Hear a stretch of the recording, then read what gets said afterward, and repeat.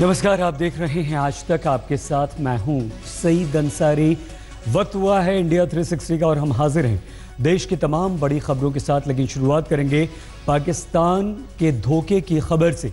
एक बार फिर से राजौरी के पास पाकिस्तान ने सीज फायर का उल्लंघन किया है। पाकिस्तानी फौज ने सीमा पार से अचानक से फायरिंग शुरू कर दी है। इस धोखे की गोलीबारी में सेना के लांस नायक शहीद हो गए। कुलगाम में सीआरपीएफ की पार्टी पर आतंकवादियों ने ग्रेनेड से हमला किया। इसमें एक जवान हमारा घायल हुआ। हमला करने के बाद आतंकवादी फरार हो गए। सीआरपीएफ ने पूरे इलाके को घेर लिया है। लेकिन त्राल से एक अच्छी खबर भी है, जहां सेना ने 3 आतंकवादियों को मार गिराया है। सेना को शक है कि जैश ए मोहम्मद के 4-5 आतंकवादी अभी भी छिपे हुए हैं।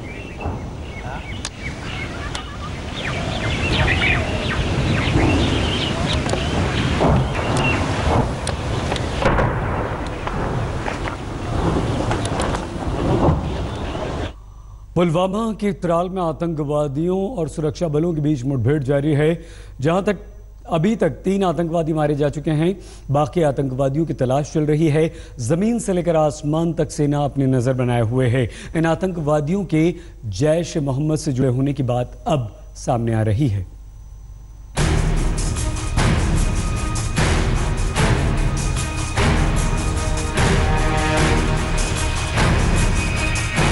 दक्षिण कश्मीर के त्राल का इलाका एक बार फिर गोलियों की आवाज से थर्रा उठा।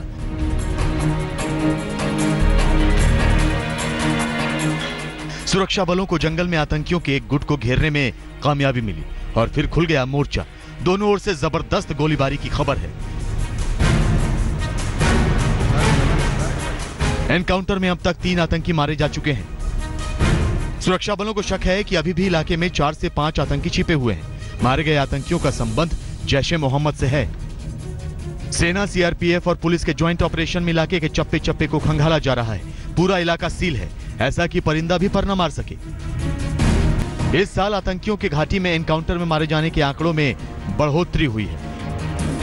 पुलिस आंकड़ों के मुताबिक पिछले 7 महीनों में 100 से ज्यादा आतंकी मारे जा चुके हैं। पिछले 7 साल में जनवरी से लेकर जुलाई तक सबसे ज्यादा आतंकी मारे गए। इससे पहले 2010 में जनवरी और जुलाई के बीच सबसे ज्यादा 156 आतंकी मारे गए थे। पिछले साल इस अवधि में 77 आतंकी मारे गए। पुलिस के पास मौजूद आंकड़ों के मुताबिक 2015 और 2014 में इसी अवधि में 51 आतंकी, 2013 में 43 आतंकी, 2012 में 37 आतंकी और 2011 में इस अवधि में 61 आतंकी मार गिराए गए। इधर सेना ने अमरनाथ यात्रा हमले को शांति प्रक्रिया को पीछे धकेलने वाला कदम बताया। हालांकि सेना ने 2 टूक समझा दिया कि नियंत्रण रेखा पर पाकिस्तानी गोलीबारी हो या फिर घाटी में गड़बड़ी की कोई कोशिश, सेना पहले की तरह हर साजिश को नाकाम कर देगी। The Amarnath Yatra attack is, in my sense, has been one reversal, but we continue our operations. We will continue targeting the terrorists. Today, as you have pointed out, an operation is going on in Aripal. And I'm sure that we will continue eliminating these terrorists who are moving around in this area. So I'm not too worried about the situation becoming too bad or alarming. The situation will remain under control. In fact, the assessment is we will continue improving the situation. Amarnath यात्रियों पर हमला करने वाले आतंकियों को पकड़ने के लिए कश्मीर में बड़े स्तर पर सर्च ऑपरेशन चल रहा है। सूत्रों के मुताबिक इस घटना को अंजाम देने में 4 आतंकी शामिल थे। सुरक्षा बल इन 4 आतंकियों की तलाश में लगी है। पुलवामा और शोपिया के इलाके में गहन तलाशी अभियान चलाया जा रहा है। अशरफ वानी, पुलवामा, आज तक। क्या कश्मीर में अब पाकिस्तान के साथ साथ चीन भी आतंक की साजिश में शामिल है? सुनकर हैरानी होती है, लेकिन जम्मू कश्मीर की मुख्यमंत्री महबूबा मुफ्ती ने साफ कह दिया है कि कश्मीर में स्थिति को खराब करने के लिए बाहरी ताकतें शामिल हैं और चीन भी दखल दे रहा है। आखिर महबूबा के इस बयान का आधार क्या है, जानने की आइए करते हैं कोशिश।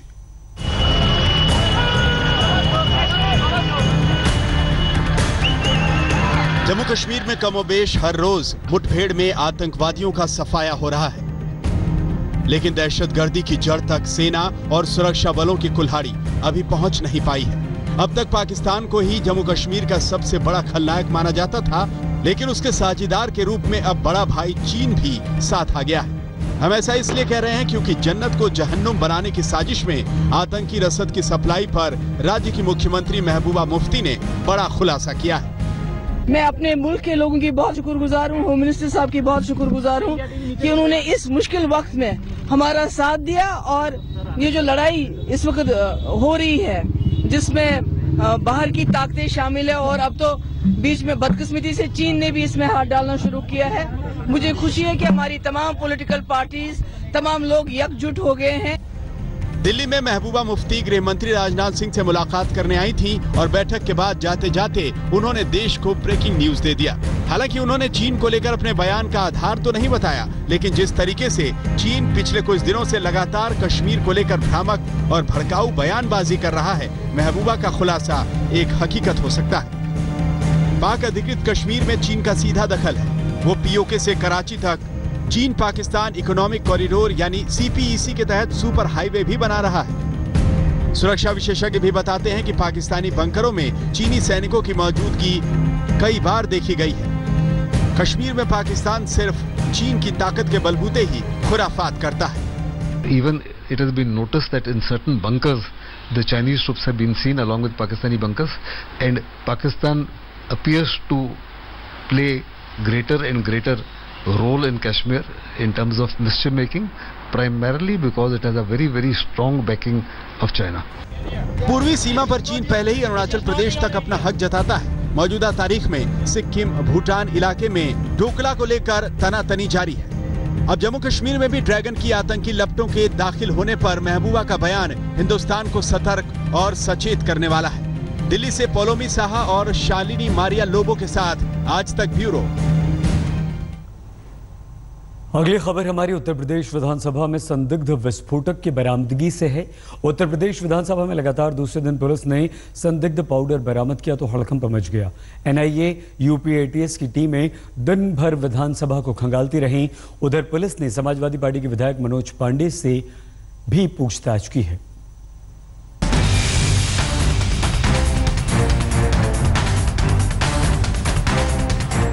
चौबीस घंटे के अंदर उत्तर प्रदेश विधानसभा में 2 संदिग्ध विस्फोटकों की बरामदगी ने खाकी और खादी में हड़कंप मचा दिया। प्रशासन और पुलिस के हाथ पांव तो फूल ही गए। आंच विधानसभा पर थी तो खादी वाले भी बेचैन हो गए। पहले शुक्रवार को विधानसभा के अंदर खतरनाक विस्फोटक की बरामदगी हुई, उसकी गुत्थी सुलझती इससे पहले ही शनिवार को भी संदिग्ध पाउडर से हड़कंप मच गया। यूपीएसटीएफ को जांच के दौरान विधानसभा के अंदर से दूसरे दिन भी संदिग्ध पाउडर बरामद हुआ। यूपीएटीएस की टीम ने शुक्रवार रात विधानसभा की जांच के दौरान संदिग्ध पाउडर बरामद किया। हालांकि अभी तक ये साफ नहीं हो पाया है कि ये विस्फोटक है या नहीं। पाउडर जांच के लिए भेजा गया है। इधर यूपीएसटीएफ के आईजी की रिपोर्ट के मुताबिक पाउडर की पहचान संभवतः मैग्नीशियम सल्फेट के तौर पर की गई है। आईजीएसटीएफ ने अपने बयान में कहा, दिनांक 14/7/2017 को एटीएस ने विधानसभा भवन का विस्तृत सुरक्षा चेक किया, जिसमें कई जगह पान मसाला के पैकेट इत्यादि मिले। एक पैकेट में संभवतः मैग्नीशियम सल्फेट मिला है। ये पदार्थ पैकिंग मटेरियल, ड्राइंग एजेंट के रूप में प्रयोग किया जाता है। इसको एटीएस ने कब्जे में ले लिया है और यदि आवश्यकता हुई तो इसका वैज्ञानिक परीक्षण कराया जाएगा। इस मामले में थाना हजरतगंज में प्रथम सूचना रिपोर्ट दर्ज कर ली गई है और उसका इन्वेस्टिगेशन एटीएस द्वारा किया जा रहा है। प्रकरण की एनआईए से विवेचना कराने के लिए लिखा गया है। इधर सरकार ने विधानसभा में विस्फोटकों की बरामदगी की जांच का जिम्मा एनआईए को सौंप दिया है। एनआईए की टीम ने अपनी जांच भी शुरू कर दी है। विधानसभा का चप्पा चप्पा खंगाला गया। एनआईए ने दोनों ही संदिग्ध विस्फोटकों को कब्जे में लेकर जांच शुरू कर दी है। ये विधानसभा का मॉडल है जो कि ठीक इसके गुंबद के नीचे रखा हुआ है विधानसभा के भीतर। अब इस सदन की सुरक्षा पर सवाल खड़े हो गए हैं। सदन के भीतर और इस परिसर में तकरीबन 100 सीसीटीवी कैमरे लगाए गए हैं, लेकिन जो अब जानकारी निकल कर आ रही है उसके मुताबिक ज्यादातर कैमरे इसके खराब हैं या बंद पड़े हैं। इस बीच आज यूपी पुलिस ने विधानसभा में एक मॉक ड्रिल की। यूपी पुलिस आपात हालात से निपटने के लिए अपनी तैयारी का जायजा लेती रही। आग लगने की हालत में या किसी और हादसे के बाद हालात को काबू में करने के लिए ये मॉक ड्रिल किया गया है। इस मॉक ड्रिल में विधानसभा के अंदर कई सीसीटीवी कैमरे खराब मिले। यही वजह थी कि शुक्रवार को विधानसभा के अंदर से बरामद विस्फोटकों के बारे में सीसीटीवी से कोई सुराग हाथ नहीं लगा था। खराबी भी बताई जा रही है कि कॉरिडोर पे कुछ कैमरे खराब थे, क्या निकला है? कुछ संदिग्ध मिला है? नहीं, ऐसा कोई संदिग्ध चीज़ निकल के नहीं आई। जांच भी जारी है और जो भी CCTV कैमरेज जहाँ भी लगे हैं उसकी हम लोग प्रॉपर चेकिंग कर रहे हैं और जो भी उसमें कमियां हैं उनको दूर करने का प्रयास कर रहे हैं। 2 दिनों के अंदर यूपी विधानसभा से संदिग्ध विस्फोटकों की बरामदगी ने यूपी पुलिस की कलई खोल दी। सवाल उठने लगे कि क्या यूपी विधानसभा की सुरक्षा भगवान भरोसे है? कुमार अभिषेक, लखनऊ, आज तक। उत्तर प्रदेश के डीजीपी सुलखान सिंह ने विधानसभा में पाए गए संदिग्ध पाउडर पर चुप्पी साध ली है। डीजीपी सुलखान सिंह के अनुसार NIA की जांच में सब साफ हो जाएगा। उनसे बात की है हमारे संवाददाता अरविंद ओझा ने। कल जांच कहां पहुंची है? क्या कोई मुकदमा दर्ज हुआ है?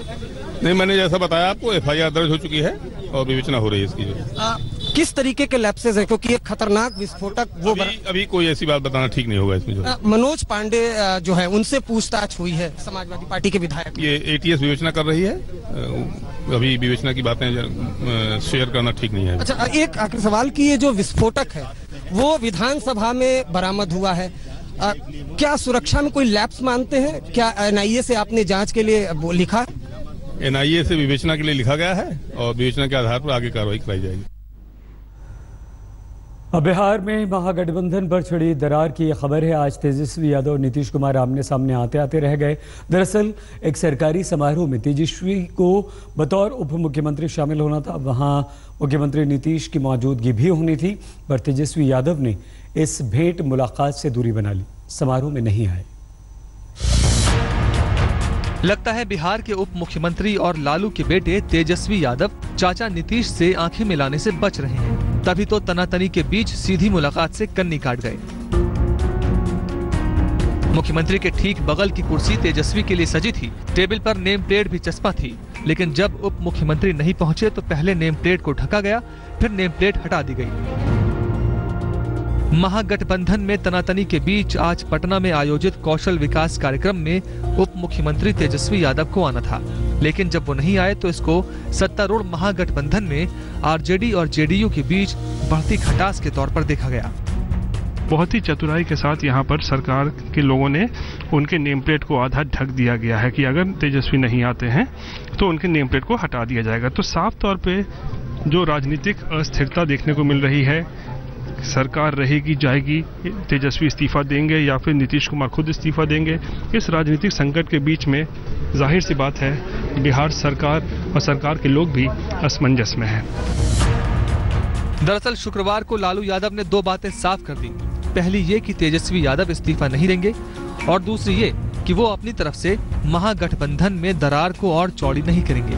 यानी लालू ने गेंद नीतीश के पाले में डाली। लालू भी सियासत के माहिर खिलाड़ी हैं। बड़ी खूबसूरती से उन्होंने नीतीश की तरफ फैसला मोड़ दिया, ताकि अगर महागठबंधन में टूट हुई तो इसका ठीकरा भी नीतीश पर फूटे। लालू एक तीर से 2 शिकार करने के प्लान में है। पहले से तय इस कार्यक्रम में शामिल नहीं होकर तेजस्वी यादव ने RJD और JDU के बीच टकराव की स्थिति को 2 कदम और आगे बढ़ा दिया है। लालू ने साफ किया है तेजस्वी इस्तीफा नहीं देंगे और अब गेंद सीधे सीधे नीतीश के पाले में है कि वो तेजस्वी को लेकर क्या फैसला करते हैं। कैमरा पर्सन दीपक कुमार के साथ रोहित सिंह, पटना, आज तक। और अब एक ऐसी खबर जो मेट्रो शहरों में रहने वालों के लिए सबक है। भीड़ का फायदा उठाकर कई बार गंदी मानसिकता के लोग लड़कियों को छेड़ते हैं। ऐसी ही वारदात मुंबई के चर्चगेट रेलवे स्टेशन पर हुई। एक हैवान लड़की को छेड़कर भागने लगता है। पीड़ित लड़की के शोर मचाने पर साथ चलने वाला एक शख्स उसका पीछा करता है, पकड़ लेता है। बाद में रेलवे पुलिस को उसे सौंप दिया जाता है। मुंबई में दिन दहाड़े मनचले की यह करतूत सन्न करने वाली है। मुंबई के एक प्लेटफॉर्म में सरेआम वारदात को अंजाम दिया गया। 8 जुलाई के दोपहर करीब 2 बजे कॉलेज में पढ़ने वाली लड़की चहल पहल से भरी चर्चगेट स्टेशन पर फास्ट लोकल का इंतजार कर रही थी। तभी एक मनचला उसके पास से गुजरा और ट्रेन का इंतजार करती लड़की के साथ अश्लील हरकत करने लगा। लड़के की इस हरकत के बाद लड़की अवाक रह गई। वो उसके पीछे भागी, शोर मचाया तो आसपास के लोग भी दौड़े और भागता हुआ लड़का पकड़ा गया। पहले उसकी जमकर धुनाई की गई और उसे रेलवे GRP के हवाले कर दिया गया। छेड़खानी करके भाग रहा था, उसी वक्त वो लड़की उसके पीछे भागी और जब भी पीछे भाग के चिल्ला के भाग रही थी, जब भी वहाँ के पब्लिक और जीआरपी और आरपीएफ के लेडी कांस्टेबल ने उनके सहायता, पब्लिक के सहायता से उनको पकड़ा गया। वारदात सीसीटीवी कैमरे में कैद हो गई।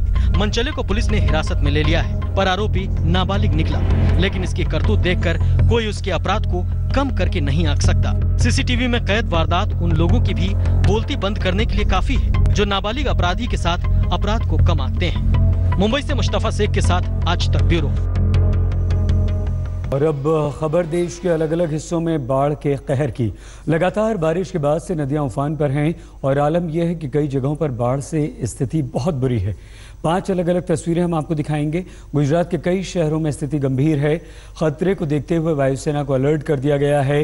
देश के दूसरे राज्यों में कई हिस्से बड़े पैमाने पर प्रभावित हैं।